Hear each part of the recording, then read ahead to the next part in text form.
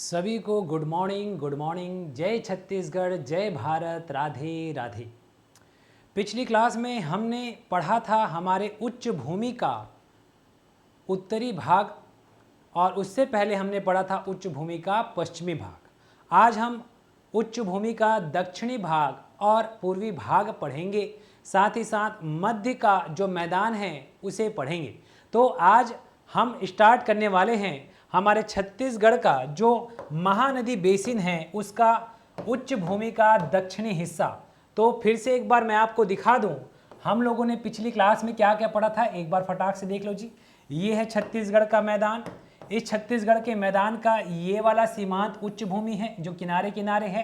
तो हमने पिछली क्लास में क्या क्या पढ़ लिया, ये पश्चिमी उच्च भूमि पढ़ लिया, ये उत्तरी उच्च भूमि हमने पढ़ लिया था। जो नहीं देखे हैं पिछली क्लास वो बिल्कुल एक बार जरूर देख लेवे। अभी जो हम पढ़ेंगे वो है हमारे दक्षिण का उच्च भूमि, ये वाला हिस्सा, और ये वाला हिस्सा है पूर्वी उच्च भूमि।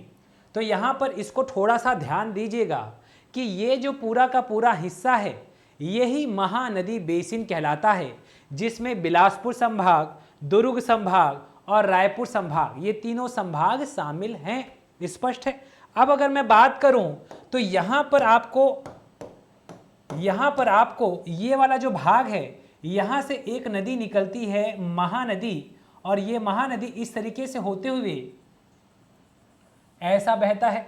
तो ये महानदी का ये वाले हिस्से तक का भाग, महानदी के यहां तक का भाग, इसे हम कहते हैं दक्षिणी उच्च भूमि। क्या कहते हैं? दक्षिण उच्च भूमि। और इस महानदी के इस पार का भाग ये कहलाता है पूर्वी उच्च भूमि।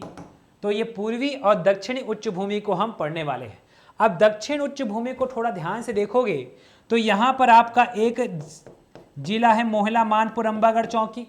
मोहला मानपुर के बाद यहां पर एक जिला है बालोद। बालोद के बाद इधर आपका जिला है धमतरी। तो इस दक्षिण उच्च भूमि में मोहला मानपुर का ऊपरी हिस्सा आ जाता है, पूरा बालोद हिस्सा आ जाता है, और धमतरी का कुछ हिस्सा इस महानदी के पश्चिमी भाग का हिस्सा आ जाता है। तो हेडिंग डालेंगे दक्षिणी उच्च भूमि, जिसको मैं अभी आपको डिटेल में पढ़ाऊंगा। तो दक्षिणी उच्च भूमि को और हम क्या कहते हैं? तो इसी को हम दुर्ग राजनांदगांव का उच्च भूमि भी कहते हैं। तो पहले इसे दुर्ग राजनांदगांव उच्च भूमि भी कहते थे। तो ये तो फिलहाल मैंने समझाया। अब नेक्स्ट पेज में आइए और हेडिंग डालिए। यहां पर हम स्टार्ट करते हैं हमारा दक्षिणी उच्च भूमि। दक्षिणी, चलिए एकदम धीरे धीरे चलेंगे, समझ में आ जाए चीजें और क्लास में ही याद हो जाए। ये टारगेट लेके चलना है। हर एक क्लास से एक नंबर आपको एग्जाम में मिलने वाला है, ये दिमाग में बैठा करके आप पढ़ाई करें। ठीक है। दक्षिण उच्च भूमि को ही हम दुर्ग राजनांदगांव के उच्च भूमि के नाम से भी पहले जानते थे। दुर्ग राजनांदगांव उच्च भूमि, दक्षिणी उच्च भूमि को दुर्ग राजनांदगांव उच्च भूमि के नाम से भी हम पहले जानते थे। चलो अब इसको मैं आपको दिखाऊं तो इस दक्षिणी उच्च भूमि का जो विस्तार है कहां कहां पर है, इसको एक बार देख लो। तो इसका विस्तार आपको उत्तरी, या फिर मैं इसको सीधा सीधा बोलूं तो मोहला मानपुर अंबागढ़ चौकी का, मोहला मानपुर अंबागढ़ चौकी का उत्तरी हिस्सा इसमें आ जाएगा, प्लस डोंडी लोहारा का कुछ हिस्सा आ जाएगा, प्लस बालोद जिला का कुछ हिस्सा आ जाएगा, प्लस महानदी के पश्चिम भाग तक, यहां तक का पूरा हिस्सा आपका दुर्ग राजनांदगांव उच्च भूमि कहलाता है। ठीक है। तो यहां पर आप थोड़ा सा समझना, और इसको मैं आपको डायग्राम में भी दिखा दूं तो यहाँ पर आप देखोगे तो ये नीचे का हिस्सा जिसमें आप ये महानदी को देखो, ये महानदी है। यहाँ पर आप देखोगे तो ये वाला भाग इस तरीके से। तो यहाँ पर अगर आप देखेंगे तो यहाँ पर आपका दल्ली राजरा है,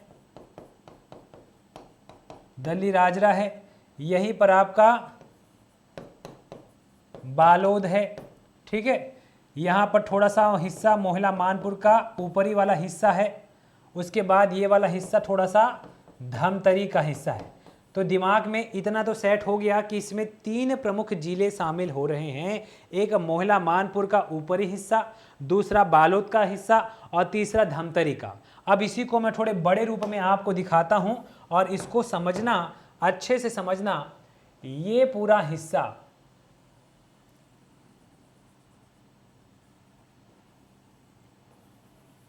ये लो, ये दक्षिणी उच्च भूमि है।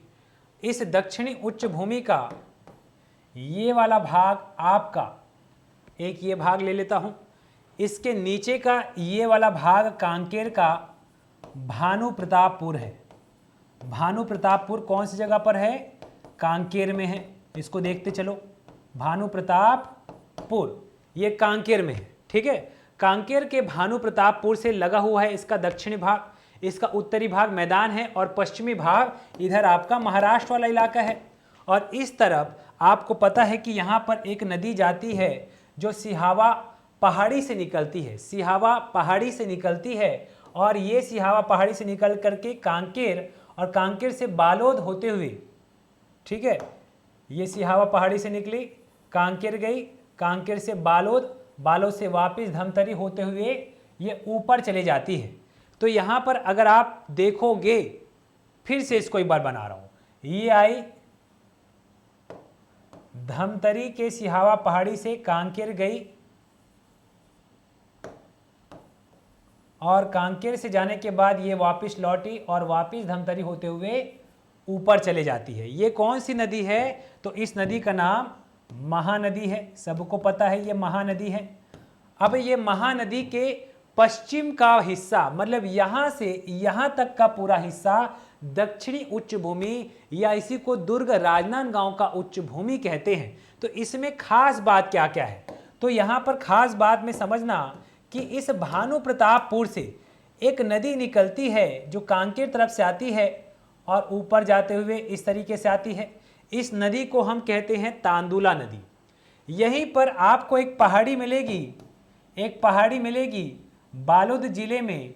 इस पहाड़ी को हम कहते हैं पटेचुआ की पहाड़ी, पटेचुआ की पहाड़ी। पटेचुआ की पहाड़ी से एक नदी निकलती है जिसका नाम है खारून नदी, खारून नदी। और यहां पर आपको मिलेगा दल्ली राजरा,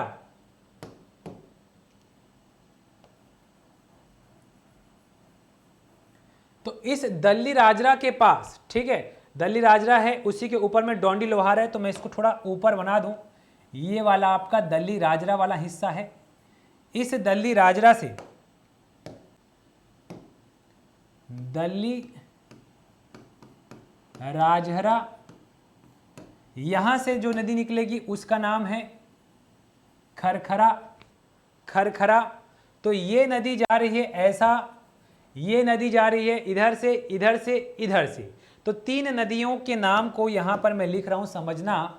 इस नदी का नाम है खरखरा, एक नदी है खरखरा, दूसरी नदी है ये वाली तांदुला और तीसरी नदी है ये वाली खारून। तो 3 नदियों के नाम को याद रखो भाई। ये दक्षिण उच्च भूमि से ही आ रही है और यहां पर आपको एक दल्ली राजरा वाला हिस्सा मिलेगा, दल्ली राजरा, जहां पर आपको एक ऊंची चोटी मिलेगी और उस ऊंची चोटी का नाम आपको याद रखना है। इस क्षेत्र की सबसे ऊंची चोटी डोंगर वोड़ कहलाती है। तो मैं इसको यहां पर लिख रहा हूं, एक ऊंची चोटी डोंगर वोड़, डोंगर वोड़। तो एक ऊंची चोटी, इसको याद रखिएगा, डोंगर वोड़, जिसकी ऊंचाई 708 मीटर है। तो डोंगड़ बोर्ड एक ऊंची चोटी याद रखिएगा। यहीं पर ये वाला हिस्सा दल्ली राजरा है, दल्ली राजरा है। यहां पर ये वाला हिस्सा मोहला मानपुर अंबागढ़ चौकी का उत्तरी हिस्सा है, उत्तरी हिस्सा है। ठीक है, यहीं से तो आपका एक नदी जा रही है पानाबरस की पहाड़ी से। इस नदी का नाम मैंने बताया था आप लोगों को, शिवनाथ नदी। और इसी शिवनाथ नदी में जा करके ये तीनों नदियां आपस में मिलती है। तो यहाँ पर अगर थोड़ा ध्यान से देखोगे तो ये निकली शिवनाथ नदी पानाबरस की पहाड़ी से, और इस शिवनाथ नदी पर ही जा करके मिलती है आपकी ये वाली नदी, ये नदी और ये नदी। तो तीनों की तीनों नदियाँ खरखरा, तांदुला, खारून, ये शिवनाथ नदी पर मिलती है। शिवनाथ नदी का उद्गम पानाबरस की पहाड़ी मोहला मानपुर अंबागढ़ चौकी से होती है। खरखरा नदी का उद्गम दल्ली राजरा की पहाड़ी से होती है। वहीं तांदुला नदी का उद्गम भानु प्रतापपुर कांकेर की पहाड़ी से होती है। और जो पटेचुआ की पहाड़ी जो बालोद में है, यहाँ से खारून नदी का उद्गम देखने को मिलता है। तो यहाँ पर तांदुला नदी, खारून नदी और खरखरा, ये तीन नदी हम नदियों के टॉपिक में तो पढ़ेंगे, लेकिन इसमें अभी आप पहाड़ियों के नाम को याद रखें। यहाँ पर भानु प्रतापपुर की पहाड़ी है जो कांकेर में है, ये भानु प्रतापपुर की पहाड़ी है। ये वाली आपकी दल्ली राजरा और ये वाली पटेचुआ, ये तीन पहाड़ी याद हुआ, दल्ली राजरा, पटेचुआ और भानु प्रतापपुर की पहाड़ी। ठीक है, तो दल्ली राजरा लिख दिए कि यहाँ पर ये डोंडी लोहारा है, थोड़ा मिस्टेक हुआ, इसको सुधार लेना जी। डोंडी लोहारा, इसको डोंडी लोहारा लिख लो, डोंडी लोहारा।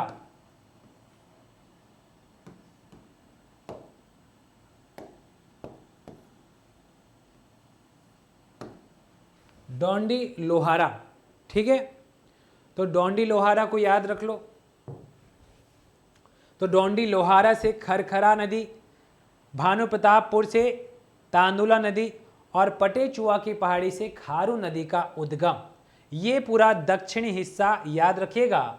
और इसी बालोद के पास यहाँ पर इस जो डोंडी लोहारे के पास यहाँ पर आपको एक जगह मिलेगा चितवा डोंगरी। तो चितवा डोंगरी का नाम याद रखिएगा। ये चितवा डोंगरी पुरातात्विक स्थल है, नवपाषाण काल से संबंधित है। चितवा डोंगरी की पहाड़ी, अब डोंगरी शब्द मतलब डोंगर मतलब पहाड़ी, गुफा कोई बोल रहे हैं, तो चितवा डोंगरी याद रखना। एक्चुअल में ये बालोद जिले में आता है, बुक में मोहला मानपुर लेगा, लेकिन एक्चुअल ये बालोद जिले के अंतर्गत आता है चितवा डोंगरी। ये वही चितवा डोंगरी है जहां पर आपको घन औजार मिले हैं, जुते हुए खेत के साक्ष्य मिले हैं। यहीं पर है ना, इसी क्षेत्र में आपको कृषि योग्य भूमि, बिजनेस करते हुए है ना, कुछ ऐसी आकृतियां मिली हैं जिसमें कुछ चीन के लोग यहाँ आ करके बिजनेस करते हैं। ऐसा चीन का एक दृश्य टाइप का है ना, फोटो टाइप का सब बना हुआ है, चित्रकारी की गई है। तो चितवा डोंगरी याद रखिएगा, ये पुरातात्विक संबंध है, ये नवपाषाण काल से भी संबंधित है। ठीक है, तो याद रहेगा ये वाला नवपाषाण काल, हिस्ट्री के प्राचीन इतिहास के पूर्व का जो काल है नवपाषाण काल, पाषाणकालीन चीजें इस क्षेत्र में आपको देखने को मिलती है चितवा डोंगरी में। तो चितवा डोंगरी एक्चुअल में जाओगे तो ये कहां पर है, ये है आपका बालोद जिले में। तो बालोद जिले में ये पूरा हिस्सा, थोड़ा सा हिस्सा मोहला मानपुर का, और ये वाला हिस्सा, ये जो पूरा है ये धमतरी है। तो धमतरी का ये वाला हिस्सा महानदी के यहाँ तक का पूरा हिस्सा ही दक्षिणी उच्च भूमि कहलाता है। तो ये पूरा का पूरा दक्षिणी उच्च भूमि, यहाँ से खारून नदी जा रही है, खारून नदी के तट पर यहाँ पर आपको तर्री घाट मिलेगा। खारून नदी है ना, दुर्ग जिले से होते हुए जा रही है, फिर उधर निकलेगी रायपुर के पास, रायपुर एनीकट के पास मिलेगी तर्री घाट। तर्री घाट है ना, जो अपना अबनपुर रोड जाता है, तर्री घाट सीधा सीधा अबनपुर पहुँच जाते हैं, अपना एकेडमी साध्य PSC। तो तर्री घाट याद रखिएगा, ठीक है। तो तर्री घाट इसी खारून नदी के तट पर है, ठीक है। यहाँ पर सिद्ध मंदिर भी है। उसके बाद ये रायपुर में मिल जाएगी, और रायपुर के साथ रायपुर में रायपुर एनीकट से होते हुए आगे कहाँ मिल जाती है, शिवनाथ नदी पर। और यही शिवनाथ नदी आगे जाकर के किसे मिल जाती है, तो यही जा करके आगे महानदी में मिल जाती है, शिवरी नारायण में। तो ये सब नदियों के टॉपिक में तो हम अच्छे से पढ़ेंगे।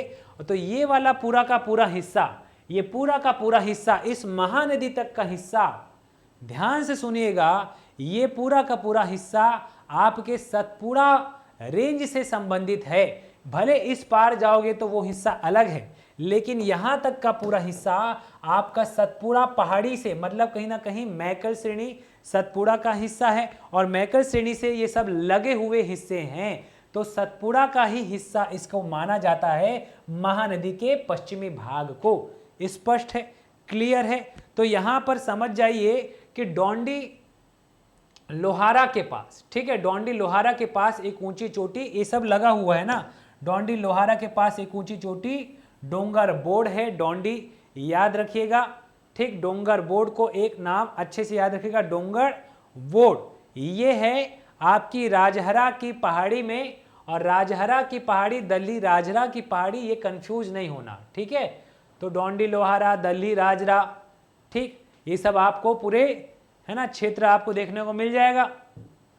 चलो, तो बालोद जिले में आप ध्यान दीजिएगा, बालोद जिले में यहाँ पर आपको देखने को मिलेगा दल्ली राजरा। अभी दल्ली राजरा में क्या होता था, तो पहले दल्ली राजरा में बीएसपी को क्या होता था, आयरन ओर की सप्लाई होती थी, लो अयस्क इसी दल्ली राजरा से मिलता था। तो दल्ली राजरा में याद रखना, राजरा की पहाड़ी जहां पर डोंगर बोर्ड एक ऊंची चोटी। वर्तमान समय में अब यहां पर बीएसपी को इस भानु प्रतापपुर के नीचे रावघाट माइन से आयरन ओर की सप्लाई होती है।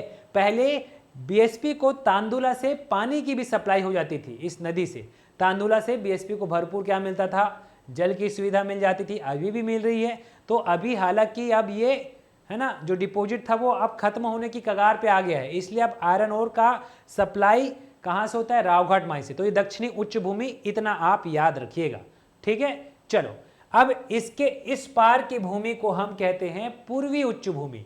तो अगला हेडिंग डाल लेते हैं, पूर्वी उच्च भूमि। आ जाओ भाई, अगला पूर्वी उच्च भूमि, इसको खत्म करते हैं आज।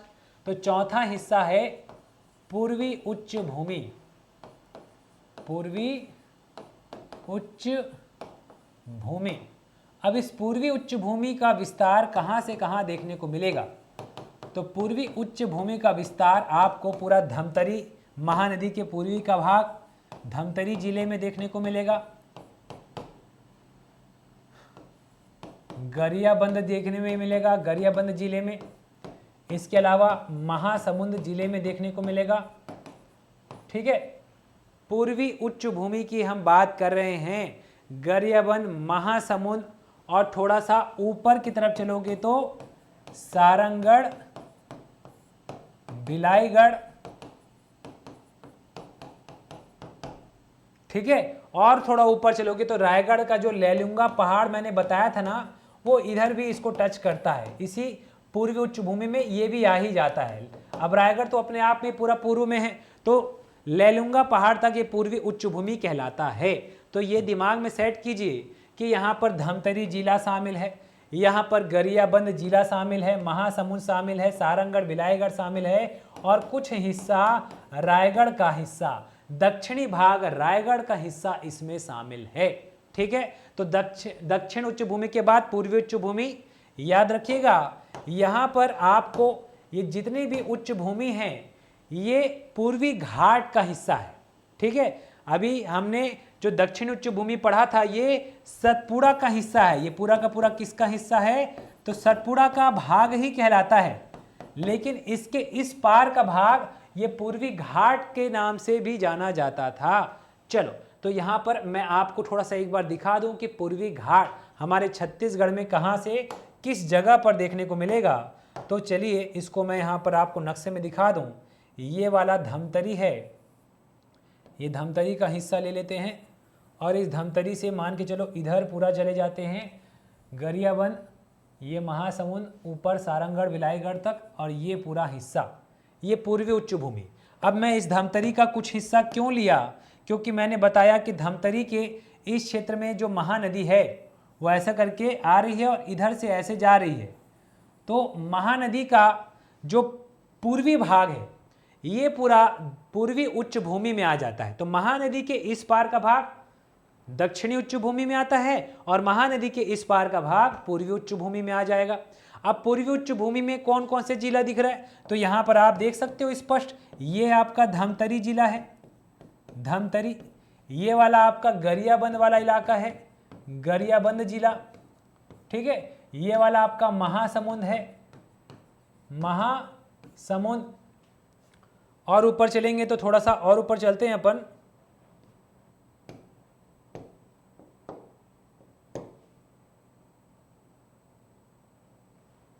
चलो और ऊपर चलते हैं तो हमको पता है जो महानदी है, ये महानदी जो है ये इस तरीके से, इसको हम लोग ना गरियाबंद को ऐसा सीमा नहीं बनाते, ठीक है, ये अपन इसको समझ जाना, अभी ओरिजिनल नक्शे में एक बार और दिखाएंगे, डोंट वरी।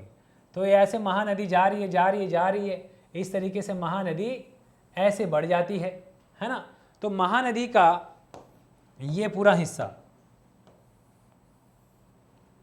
महासमुंद है। महासमुंद के ऊपर में कौन सा जिला है, तो सबको पता है यहाँ पर महासमुंद के ऊपर में सारंगगढ़ भिलाईगढ़ है और इसके ऊपर में रायगढ़ का कुछ हिस्सा, ठीक। तो आप अगर देखोगे तो ये पूर्वी उच्च भूमि कहलाएगा, जिसमें धमतरी, गरियाबंद, महासमुंद, सारंगगढ़ और रायगढ़ का दक्षिणी हिस्सा शामिल है, स्पष्ट है। अब यहाँ पर थोड़ा सा ध्यान दोगे तो ये धमतरी के पास एक पहाड़ी है, इसी पहाड़ी को हम कहते हैं, जहाँ से ये नदी निकलती है, इसी को तो कहते हैं सिहावा पहाड़ी। लो लिख देता हूँ, सिहावा पहाड़ी, सिहावा पहाड़ी।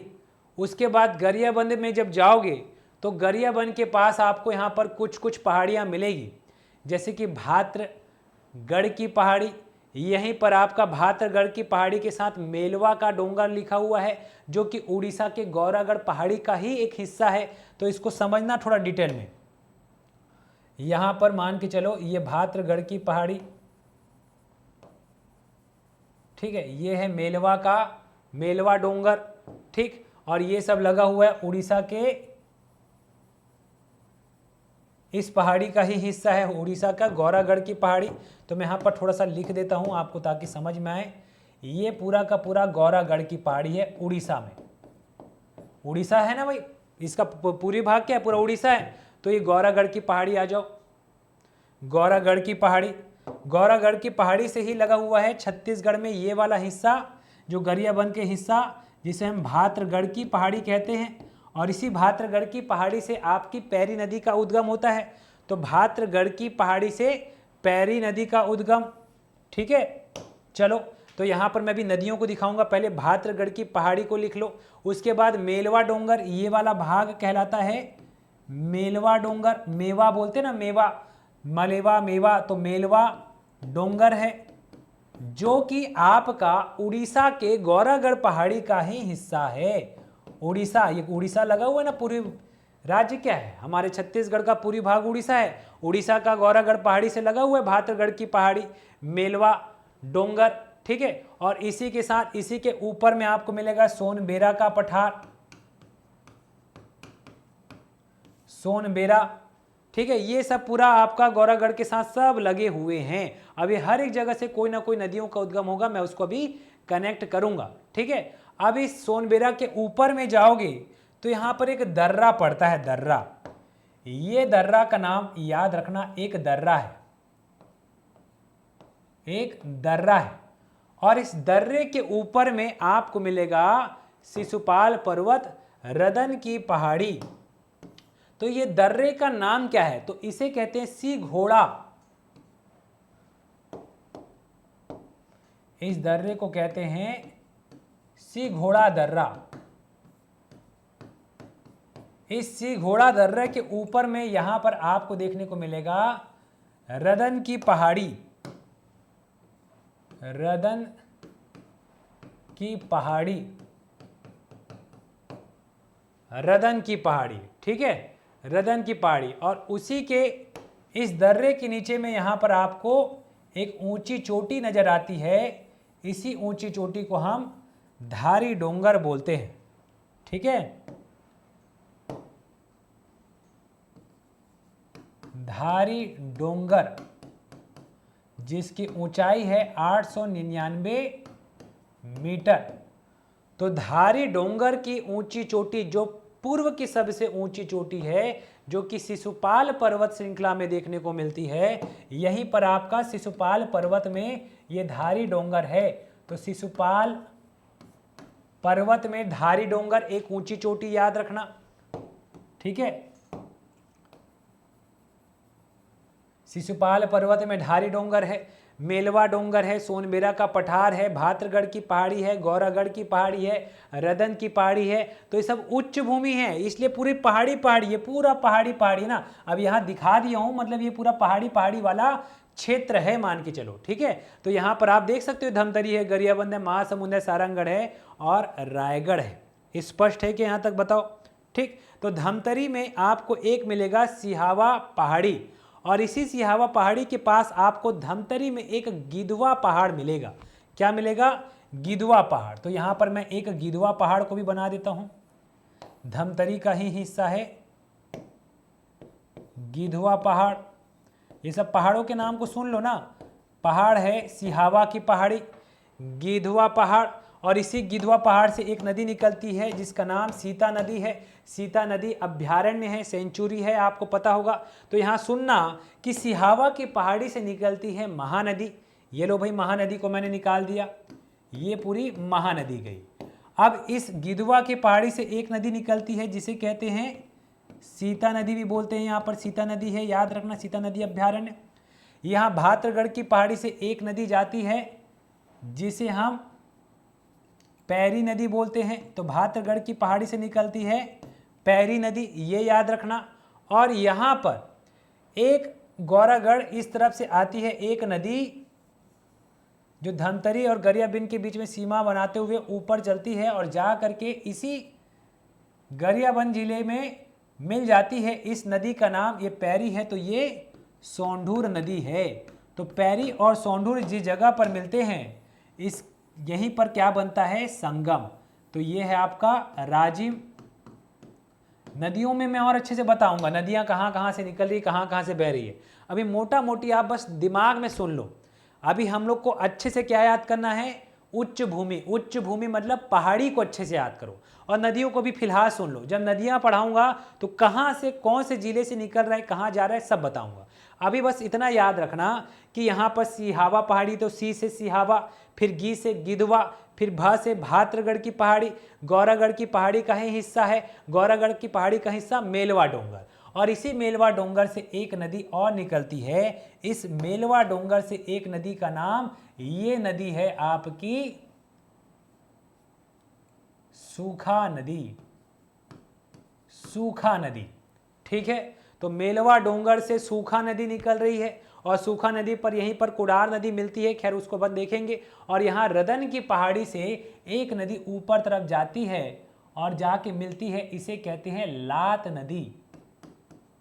तो एक लात नदी है, एक सूखा नदी है, एक पैरी, सोंढूर, सीता नदी और महानदी। ये सब नदियां इसी सब पहाड़ी क्षेत्र से निकलती है। तो आपको इस पूर्वी उच्च भूमि में जो मैं अभी बता रहा हूं, ये हम क्या पढ़ रहे हैं जी? हम पढ़ रहे हैं छत्तीसगढ़ का पूर्वी उच्च भूमि का भाग। तो यहां पर लिख लो पूर्वी उच्च भूमि। अब इसको एक साथ मैं अभी नक्शे में दिखाऊंगा तो और अच्छे से स्पष्ट क्लियर हो जाएगा। तो पूर्वी उच्च भूमि में आपको क्या क्या याद रखना है? धमतरी जिला शामिल है, धमतरी से लेके रायगढ़ तक शामिल है। धमतरी के बाजू में गरियाबंद, गरियाबंद के ऊपर में महासमुंद, महासमुंद के ऊपर में सारंगगढ़, फिर आएगा महानदी। और महानदी, ये देखो महानदी जा रही, तो सारंगगढ़ और रायगढ़ के बीच में, दोनों के बीच में देखो सारंगगढ़ रायगढ़ के बीच में महानदी होती हुई जा रही है। तो ये सारंगगढ़ और महानदी के ऊपर में रायगढ़ तक इसका विस्तार है। ये पूरा पूर्वी उच्च भूमि है जिसमें धमतरी में सिहावा और गिधवा पहाड़ है। सिहावा और गिधवा पहाड़ ये याद रखना। वहीं गरियाबंद में आप लोगों को भात्रगढ़ की पहाड़ी मिल रही है, जहां से आपकी पैरी नदी निकल रही है, और एक ठोक जो सोंढूर नदी निकल रही है, ये भी आपकी नरियर पानी से निकलती है। तो सोंढूर नदी के पास भी एक नरियर पानी की पहाड़ी बना देते हैं, नरियर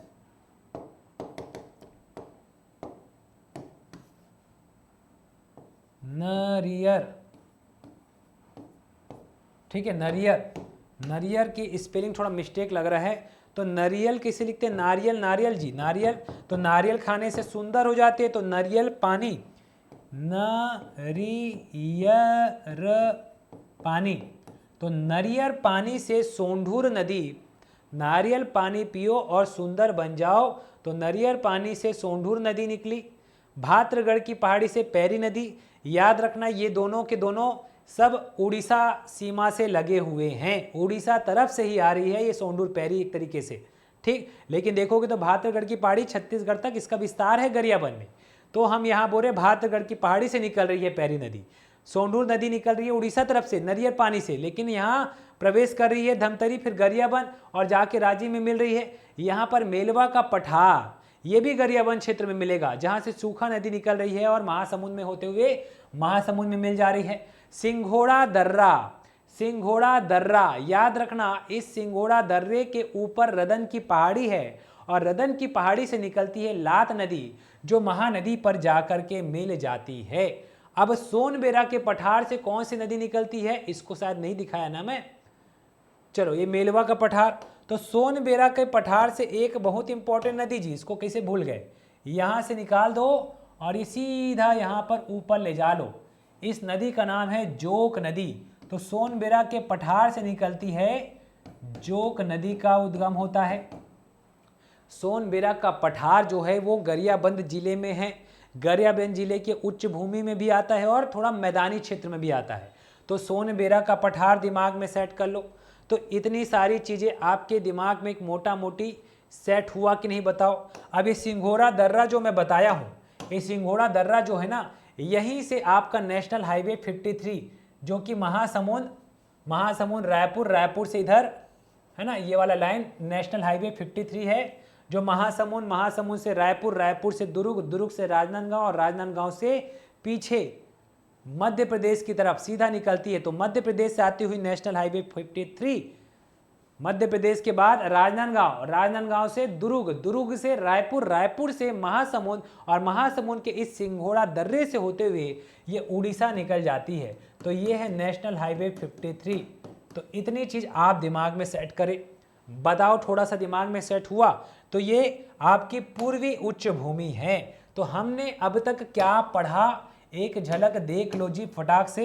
ये है हमारा छत्तीसगढ़, और छत्तीसगढ़ का ये वाला हिस्सा मैंने अभी अभी जो बताया उसको एक झलक देखते चलो।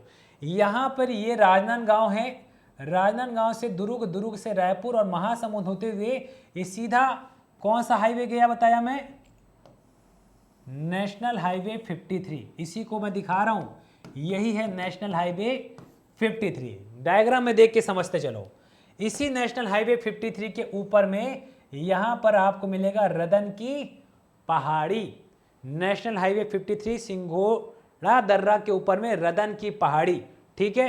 रदन की पहाड़ी के नीचे में यहाँ पर एक ऊंची चोटी है, इसका नाम मैंने क्या बताया आप लोगों को, इसका नाम मैंने बताया धारी डोंगर, ठीक है। धारी डोंगर समझ में आ रहा है, ये वाला है रदन की पहाड़ी। इसी के साथ लगा हुआ है आपका पहाड़ी, इसी पहाड़ी को हम लोग शिशुपाल पर्वत बोल रहे हैं। तो ये शिशुपाल पर्वत यहीं पर है, शिशुपाल पर्वत, ठीक। उसके नीचे आ जाओ, उसके नीचे मैंने आप लोगों को बताया ये वाला पूरा सोनबेरा का पठार है, ये सोनबेरा का पठार है, सोनबेरा का पठार। सोनबेरा के पठार के पास यहाँ पर आपको मिलेगा मलेवा पहाड़ी, यहाँ पर मिलेगा भाद्रगढ़ की पहाड़ी, यहाँ पर नरियर पानी, ठीक। यही सबसे तो आपकी नदियाँ निकल रही है। तो यहाँ पर आपकी नरियर पानी से आ रही है और ऐसे करके जा रही है। ये नदी का नाम है, कौन सी नदी बताया था जी, ये नदी, अरे थोड़ा सा, ये है आपकी नदी सोंढूर नदी, यहाँ से निकली पैरी नदी, ठीक है, मेलवा के पठार से निकली, और सूखा नदी यहाँ पर आपका सोनबेरा के पठार से आएगी और ऊपर चले जाएगी, कौन सी नदी, यहाँ पर जोक नदी, और रदन की पहाड़ी से यहाँ से निकलेगी लात नदी। तो इस सारी नदियों को तो हम और पढ़ेंगे, इसलिए मैं रफली बता रहा हूँ नदियों को। बाकी पहाड़ों को अच्छे से याद रखना, इसको मैं लिख रहा हूँ अच्छे से। ये है आपका नरियर पानी, नरियर पानी के ऊपर में है भाद्रगढ़ की पहाड़ी, इसके ऊपर में भाद्रगढ़ की पहाड़ी के ऊपर में मेलवा डोंगरी, मेलवा डोंगरी के ऊपर में शिशुपाल पर्वत, उसके पास है ढारी डोंगर, छत्तीसगढ़ की पूर्व की सबसे ऊंची चोटी, और उसके ऊपर में आपकी है नेशनल हाईवे 53 के ऊपर में जहां सिंघोना दर्रा है, सिंघोड़ा दर्रा, उसके ऊपर रदन की पहाड़ी, और रदन की पहाड़ी के ऊपर में ये है सारंगगढ़ भिलाईगढ़, ये है रायगढ़, और रायगढ़ का लेलुंगा का पहाड़ी इसी क्षेत्र में पूरा फैला हुआ है। तो ऊपर तक का हिस्सा वो जो पूर्वी उच्च भूमि में, इसका भी नाम आ जाता है लेलुंगा पहाड़ी।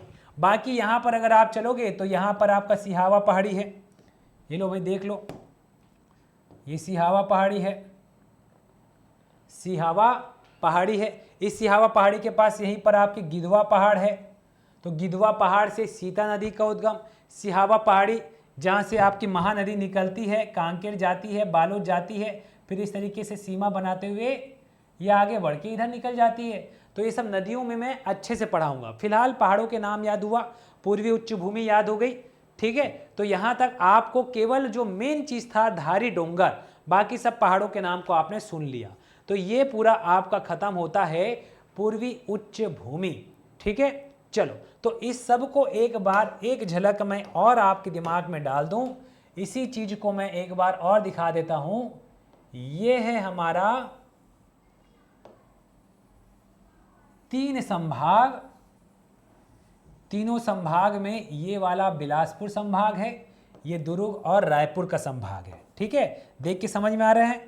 यहां पर अगर मैं सबका अंदर जिला को बना दूं तो चलो जिले को भी कनेक्ट कर देता हूं ताकि आपको समझ में तो आए कि हम लोग पढ़ क्या रहे हैं एक्चुअल में। लो, ये आपका जिला भी बन गया पूरा दुर्ग संभाग का, ये रायपुर संभाग का जिला है। लो, रायपुर संभाग का जिला भी बना दिया मैंने, और ये बिलासपुर संभाग का ये जिला, ये लो बिलासपुर संभाग का भी मैंने जिला बना दिया। अब इसमें हमने क्या क्या पढ़ा एक बार देखो। तो हमने देखा कि ये मध्य भाग को छोड़ के जो उच्च भूमि वाला हिस्सा है, जिसका विस्तार हमको कहाँ से देखने को मिलता है, तो ये वाला मोहला मानपुर का ऊपरी हिस्सा, यहाँ से लेकर के पूरा यहाँ तक का हिस्सा, ये कहलाता है आपका पश्चिमी उच्च भूमि, जिसको मैंने पढ़ा दिया आपको, पश्चिमी उच्च भूमि। उसके ऊपर का हिस्सा, यहाँ से पूरा का पूरा हिस्सा ऐसे करके यहाँ तक गया,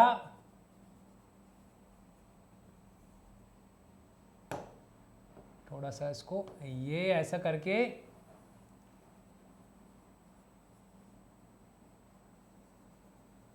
ये ऊपरी हिस्सा, ये क्या है, उत्तरी उच्च भूमि, इसको भी मैंने कल पढ़ा दिया,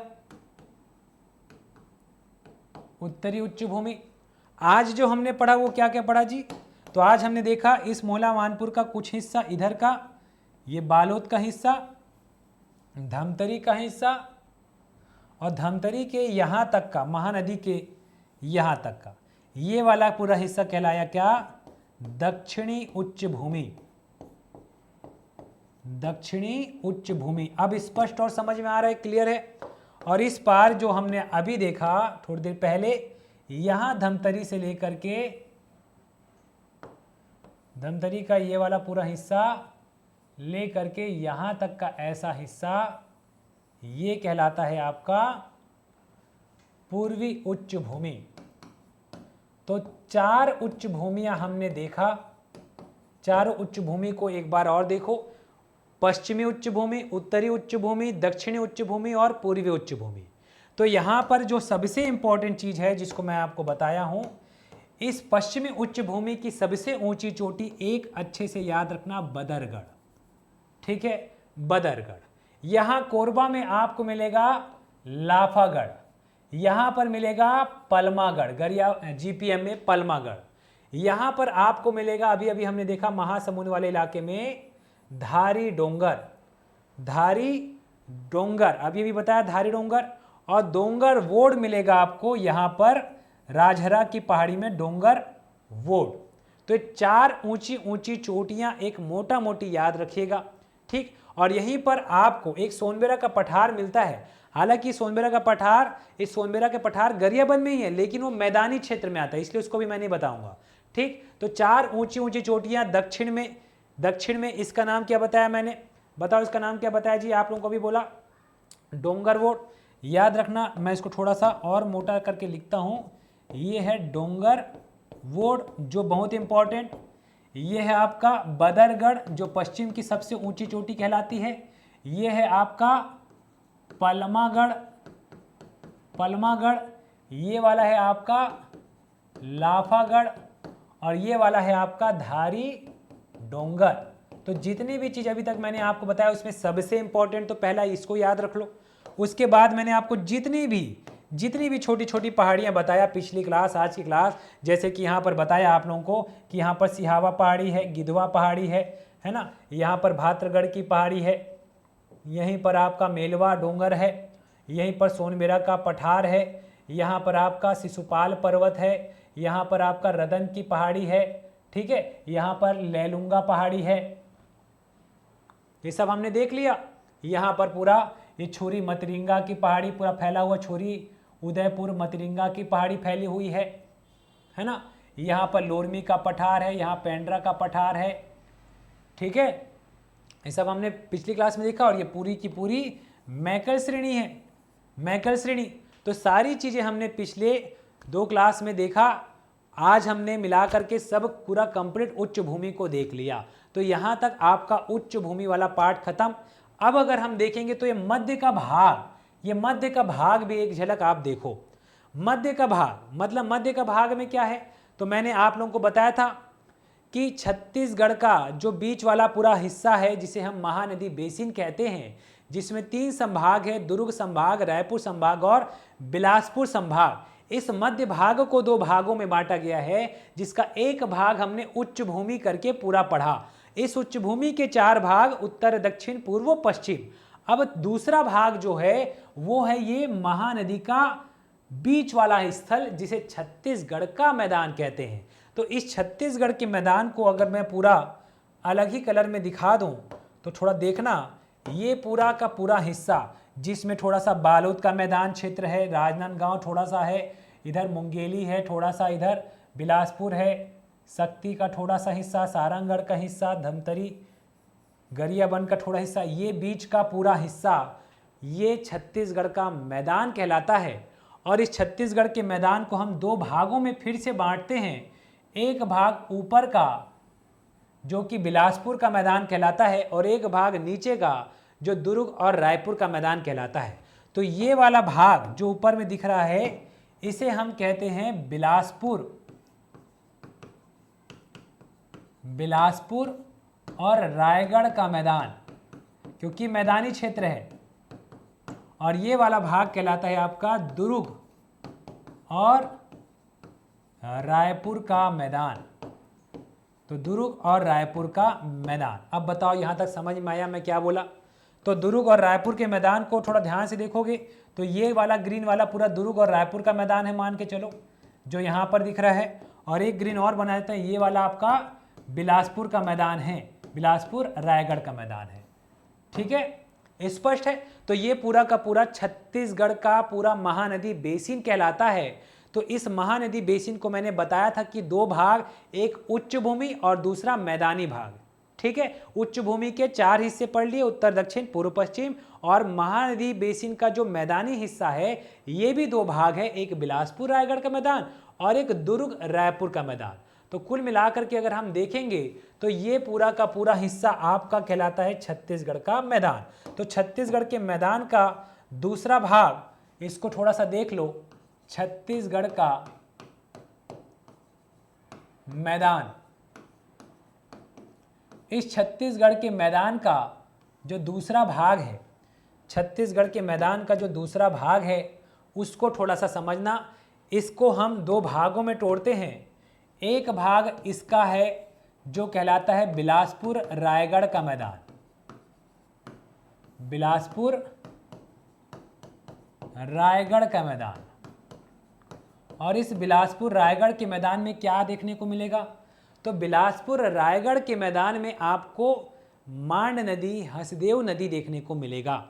तो यहाँ पर मैं इसको थोड़ा सा नक्शे में अगर आपको दिखाऊं तो यहाँ पर ये बिलासपुर रायगढ़ मैदान के पास एक ऊपर से हसदेव नदी आ रही है, एक मांड नदी आ रही है। तो हसदेव नदी और मांड नदी की वजह से इसे हसदेव बेसिन भी कहते हैं, मांड बेसिन भी कहते हैं इस मैदान को, क्योंकि नदियों के द्वारा ही तो मैदान का निर्माण होता है। ठीक है, तो यहाँ पर बिलासपुर रायगढ़ के मैदान में एक चीज याद रखना कि यहाँ पर इस मैदान में हमको हसदेव नदी मिलेगी, तो हसदेव मांड नदी मिलेगी, तो हसदेव मांड द्वाब भी बोल सकते हैं इसको, हसदेव मांड द्वाब भी बोल सकते हैं। तो हसदेव मांड द्वाब याद रखना। ठीक है, इसी में आपको एक ऊंची शिखर याद रखनी है, एक ऊंची शिखर याद रखनी है। इस ऊंची शिखर का जो जगह है वो मिलेगा जांजगीर चांपा में, जांजगीर चांपा। तो ऊंची शिखर मिलेगी बिलासपुर रायगढ़ के मैदान में, जांजगीर चांपा में। इस ऊंची शिखर का नाम दल्हा पहाड़ है। तो यहाँ की ऊंची चोटी, मैदान की ऊंची चोटी पूछ रहा है, तो मैदान की ऊंची चोटी 760 मीटर के साथ दल्हा पहाड़ जानी जाती है। तो दल्हा पहाड़ की ऊंचाई कितनी है? 760 मीटर है, ये याद रखिएगा। ठीक है, दल्हा पहाड़ जांजगीर चांपा में देखने को मिलेगा। ठीक, अगर क्षेत्रफल के हिसाब से देखोगे तो दूसरा बड़ा क्षेत्रफल है, दूसरा बड़ा मैदानी क्षेत्रफल, दूसरा बड़ा मैदानी क्षेत्रफल देखने को मिलेगा। तो दूसरा बड़ा मैदानी क्षेत्रफल दिमाग में सेट कर लो एक ठो। ठीक, तो ये बिलासपुर रायगढ़ के मैदान में ज़्यादा और कुछ नहीं पढ़ना, यही चीज़ है ये बिलासपुर रायगढ़ का मैदान, जिसमें आपको सभी जिले शामिल देखने को मिलेंगे। यहाँ पर थोड़ा सा मुंगेली देखने को मिलेगा, थोड़ा सा आपको जीपीएम मिलेगा, थोड़ा बिलासपुर मिलेगा, थोड़ा कोरबा, थोड़ा जांजगीर चांपा, थोड़ा शक्ति, थोड़ा रायगढ़, थोड़ा सा सारंगढ़। तो 8 जिले के कुछ कुछ हिस्से सब शामिल है इस मैदानी क्षेत्र में। बाकी उच्च भूमि है, तो इसमें पूरे 8 जिले शामिल हैं, याद रखना। इस मैदानी क्षेत्र में पूरे के पूरे कहीं ना कहीं थोड़ा थोड़ा हिस्सा 8 जिला का थोड़ा थोड़ा हिस्सा थोड़ा थोड़ा हिस्सा शामिल है। ठीक है, तो ये हो गया आपका बिलासपुर रायगढ़ का मैदान। तो यहाँ पर मैंने एक ऊंची चोटी क्या बताया जी आपको, यहाँ पर एक ऊंची चोटी जो यहाँ पर पड़ेगा, इसी का नाम है दल्हा पहाड़। ये कहाँ पर मिलेगा? जांजगीर चांपा में, दल्हा पहाड़। ठीक है, अब आ जाओ दुर्ग और रायपुर का मैदान पे। तो दुर्ग और रायपुर के मैदान को भी थोड़ा अगले पेज में मैं दिखा देता हूं। दुर्ग रायपुर का मैदान, तो बी दुर्ग रायपुर का मैदान, दुर्ग रायपुर का मैदान, दुर्ग रायपुर का मैदान। अब दुर्ग रायपुर के मैदान में क्या है? तो दुर्ग रायपुर के मैदान में पूरा दुर्ग क्षेत्र शामिल है। अगर देखोगे एक मोटा मोटी, तो यहाँ पर दुर्ग रायपुर के मैदान में आपका थोड़ा सा बालोद शामिल है। ये देखो थोड़ा सा बालोद शामिल है, थोड़ा दुर्ग, पूरा दुर्ग शामिल है, थोड़ा बेमेतरा शामिल है। इधर जाओगे तो बलौदा बाजार शामिल है, यहाँ पर जाओगे तो रायपुर शामिल है, इधर जाओगे थोड़ा गरियाबंद भी शामिल है, यहाँ थोड़ा सा धमतरी शामिल है। मतलब कहीं ना कहीं ये पूरा क्षेत्र, थोड़ा सा हिस्सा राजनांदगांव का शामिल है, थोड़ा सा यहाँ केसीजी शामिल है, थोड़ा सा कबीरधाम। तो थोड़ा थोड़ा हिस्सा केसीजी, कबीरधाम, राजनांदगांव का है, लेकिन पूरा हिस्सा दुर्ग, बालोद, बेमेतरा, रायपुर का है। बाकी थोड़ा बालोद है, थोड़ा धमतरी है, थोड़ा गरियाबंद है, थोड़ा महासमुंद है, जो इस मैदानी क्षेत्र में आ जाता है। तो इस मैदानी क्षेत्र में जो गरियाबंद का थोड़ा सा हिस्सा है, इसी गरियाबंद की ऊंची चोटी, यहीं पर सोनबेरा का पठार जो फैला हुआ है, ये सोनबेरा का पठार जो फैला है, ये इस मैदानी क्षेत्र में आ जाता है। इसलिए छत्तीसगढ़ के मैदानी क्षेत्र की सबसे ऊंची चोटी पूछे तो याद रखना सोनबेरा का पठार है। तो सोनबेरा का पठार को मैं यहाँ पर कनेक्ट कर रहा हूँ, अभी समझना। यहाँ पर मैं अगर बोलूं तो दुर्ग रायपुर के मैदान के कितने हिस्से, तो इसके अलग अलग हिस्से हैं। एक भाग कहलाता है क्योंकि यहां पर शिवनाथ नदी मिलती है, तो शिवनाथ, और एक नदी मिलती है मांड नदी, तो सॉरी महानदी, शिवनाथ महानदी दोआब। तो दो नदियों के बीच के क्षेत्र को हम दोआब कहते हैं। जैसे 5 नदियों के बीच के क्षेत्र को पंजाब कहते हैं, वैसे 2 नदियों के बीच के स्थान को दोआब कहते हैं। तो 2 नदियां हैं, एक शिवनाथ और एक महानदी, उसको अभी मैं दिखाऊंगा। ठीक है, शिवनाथ और महानदी, और एक शिवनाथ के ऊपर का हिस्सा इसका मैदानी क्षेत्र है, इसलिए शिवनाथ पार का मैदान कहते हैं इसको, शिवनाथ पार का मैदान कहते हैं। और एक हिस्सा महानदी के उस पार का हिस्सा है, इसलिए इसे महानदी पार का मैदान कहते हैं। तो ये जो आपको दुर्ग रायपुर का मैदान दिख रहा है, इसके 3 हिस्से, शिवनाथ महानदी दोआब, शिवनाथ पार का मैदान, महानदी पार का मैदान। तो इसको हम लोग अगर नक्शे में देखेंगे तो यहीं पर शिवनाथ नदी जा रही है, यहीं पर महानदी जा रही है। तो शिवनाथ के इस पार का हिस्सा शिवनाथ पार, महानदी के इस पार का हिस्सा महानदी पार, और दोनों के बीच का हिस्सा शिवनाथ महानदी दोआब। तो इसको एक बार नक्शे में मैं आपको और दिखा देता हूं ताकि आपको अच्छे से समझ में आए ये दोआब का मतलब मैं क्या बोलना चाह रहा हूं। ठीक है, लो एक बार और देख लो भाई, यहां पर मैं आपको केवल मध्य के हिस्से को दिखा देता हूं। ठीक है, ये इसी को हम पंखाकार आकृति लिए हुए भी बोलते हैं, धान का कटोरा भी कहते हैं। क्यों? क्योंकि ये वाला हिस्सा पूरा मैदान है और जो ऊपर वाला हिस्सा है वो ऊंचाई है, तो कटोरे के समान नजर आता है। तो यहाँ पर अगर आप देखोगे ध्यान से तो ये है आपका 3 भाग, जिसमें ये वाला दुर्ग रायपुर के मैदान में यहाँ से एक नदी निकलती है जिसे हम कहते हैं शिवनाथ नदी। ये शिवनाथ नदी निकल रही है, ऐसे करके जा रही है शिवनाथ नदी, और यहाँ से निकलती है महानदी। तो ऐसा महानदी जा रही है, तो शिवनाथ नदी इस महानदी पर ऐसे मिल गई। तो थोड़ा समझना, ये वाली है शिवनाथ, ये वाली है महानदी, दोनों आपस में मिल जाते हैं शिवरी नारायण में। ये कहाँ मिल रहे हैं? तो जांजगीर चांपा के शिवरी नारायण में मिल जाते हैं यहाँ पर। अब अगर देखोगे ध्यान से तो ये शिवनाथ और महानदी के बीच के स्थल को ही हम दोआब कहते हैं। तो शिवनाथ महानदी दोआब लिखा हूं, शिवनाथ महानदी दोआब। और शिवनाथ नदी के इस पार का मैदान, तो ये पार कहलाता है, महानदी के इस पार का हिस्सा पार कहलाता है। तो शिवनाथ पार का मैदान बन गया शिवनाथ की वजह से, महानदी की वजह से महानदी पार का मैदान बन गया। तो कुल मिला के ये पूरा का पूरा क्षेत्र शिवनाथ महानदी के वजह से मैदानी क्षेत्र बना, इसलिए इस पूरे को शिवनाथ महानदी दोआब, शिवनाथ पार का मैदान, महानदी पार का मैदान के नाम से हम जानते हैं। ठीक है, अब इसमें जो इंपॉर्टेंट चीज है, इसके अंतर्गत जो दुर्ग रायपुर के मैदान में देखोगे तो यहां पर आपको एक ऊंची शिखर अच्छे से याद रखनी है। ऊंची शिखर कौन सी है? तो यहां पर ऊंची शिखर याद रखिएगा, सोनबेरा का पठार, जो कि गरियाबंद जिले में है। सोनबेरा का पठार, तो सोनबेरा का पठार कहां पर है?